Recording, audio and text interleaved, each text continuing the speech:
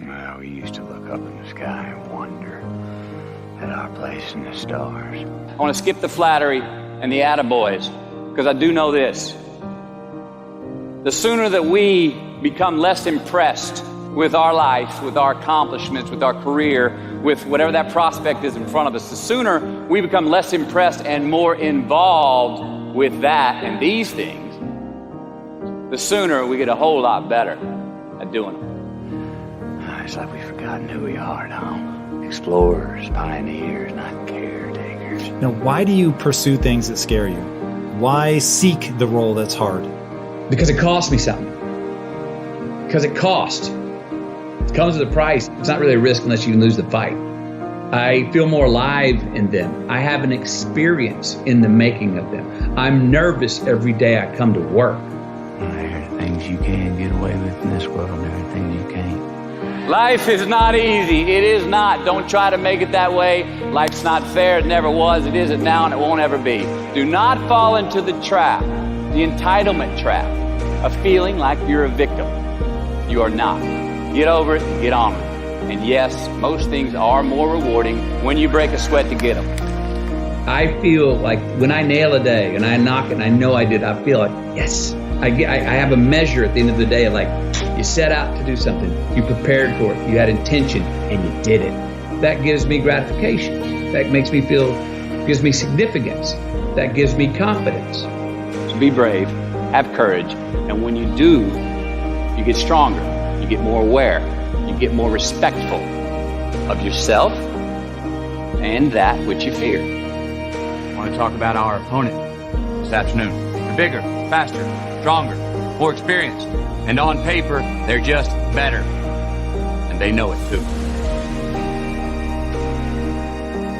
But I want to tell you something that they don't know. They don't know your heart. Well, it's because heading out there is what I feel like I was born to do. And it excites me. Just because you can? Nah, come on. It's not a good enough reason to do something. Even when it means having more. Be discerning. Choose it because you want it. Do it because you want to. It's on you. It's on you.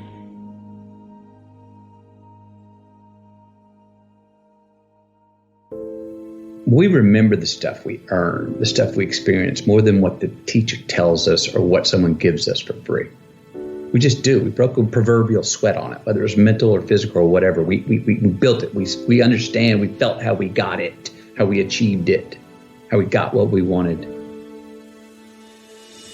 Those stick with us. Whether we forget them intellectually, they were written in our lineage, and they build resilience, and they build a healthy, true optimism going forward to know that, oh no, I've worked for something before and achieved it. Delayed gratification. Oh, there are choices I can make today for myself that will pay me back later in life. And I've got friends, and trust me, I've done it myself, that lose a job and then get another, but won't take it because it's less salary than maybe the one they had before. And all of a sudden find themselves 3, 4, 5, 6, 7, 8 years, a decade later going, they're still stuck. They didn't do anything. They're still saying like, no, I'm going to find that thing. And I'm going like, you missed a decade, man. Just go do that one that you love to do that maybe was going to pay you less because you'd at least been building something through the day. And who knows what that would have led to? Maybe that would have led to something where you're getting paid 5 times more than you were doing something else you love even more. So sometimes it's not even about what choice we make. Just make a choice and commit to it and go and dive in. So while we're here, and they're going to run across the Jumbotron, let's make it a place where we break a sweat, where we believe, where we enjoy the process of succeeding in the places and ways that we are fashioned to, where we don't have to look over our shoulder because we're too busy doing what we're good at, voluntarily keeping our own counsel because we want to, traveling towards immortal finish lines. We write our own book, overcoming our fears. We make friends with ourselves. And that is the place that I'm talking about. From the soles of your feet With every ounce of blood you've got in your body, lay it on the line until the final whistle blows. And if you do that,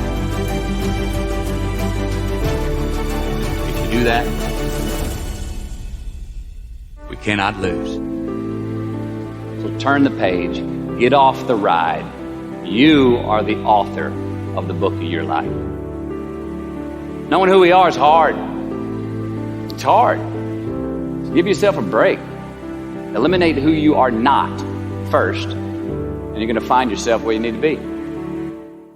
And the Oscar goes to Matthew McConaughey. I had a very important person in my life come to me and say, who's your hero? And I said, I don't know, I got to think about that. Give me a couple of weeks. I come back 2 weeks later. This person comes up and says, who's your hero? I said, I thought about it. You know who it is? I said, it's me in 10 years. So I turned 25 10 years later. That same person comes to me and goes, so are you a hero? And I was like, not even close.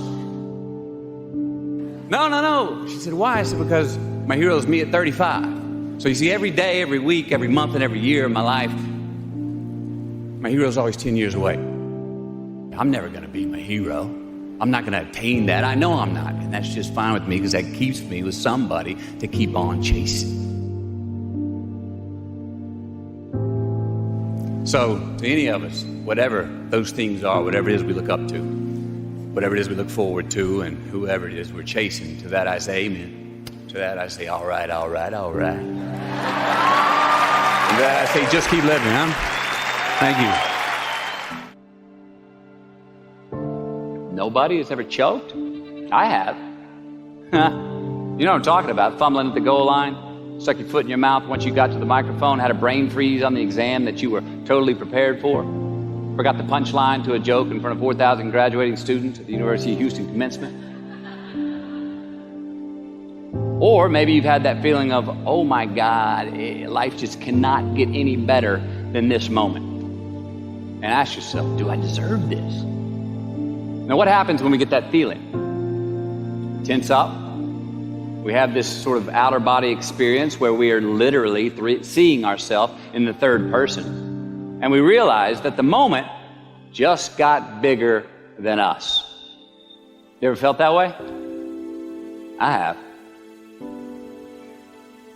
And it's because we have created a fictitious ceiling, a roof, to our expectations of ourselves. A limit where we think it's all too good to be true. But it's not. And it's not our right to say or believe it is.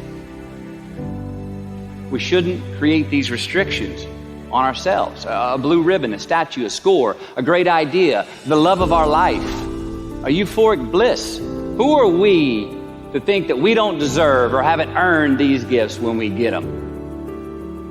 It's not our right. But if we stay in process, all right, within ourselves, in the joy of the doing, we will never choke at the finish line. Why? Because we aren't thinking of the finish line.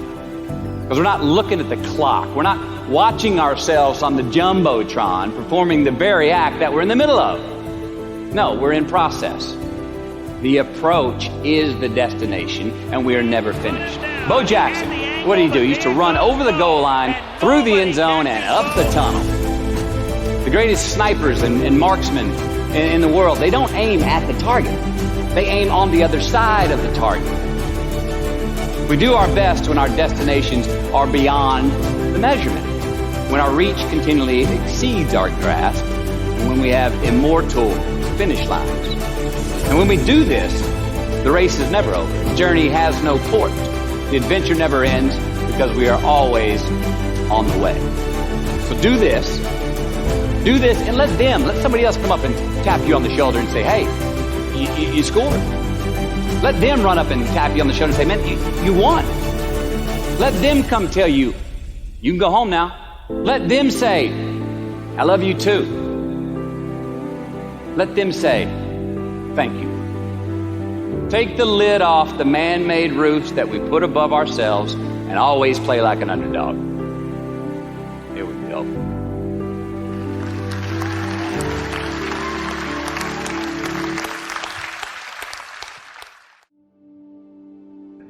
Responsibility of freedom and the freedom in responsibility. Life's more than just straight Saturdays with as much cake as you want to eat. It just is. You will see how long you last doing that if you really do it. You won't last that long. Responsibility is appreciation of a past. It's building of a lineage. It's investing in ourselves. It's investing in something we started to build yesterday that we want to take into tomorrow.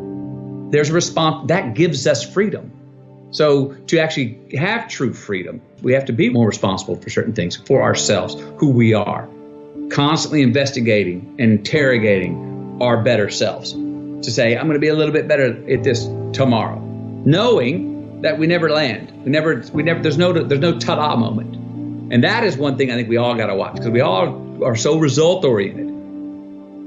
But there's no ta-da moment. We're always chasing yet. And if we can get comfortable and understand and laugh at and be ready to work hard at the fact that we're all just achieving our way to the unachievable, and that's as good as it gets, and that's pretty damn awesome.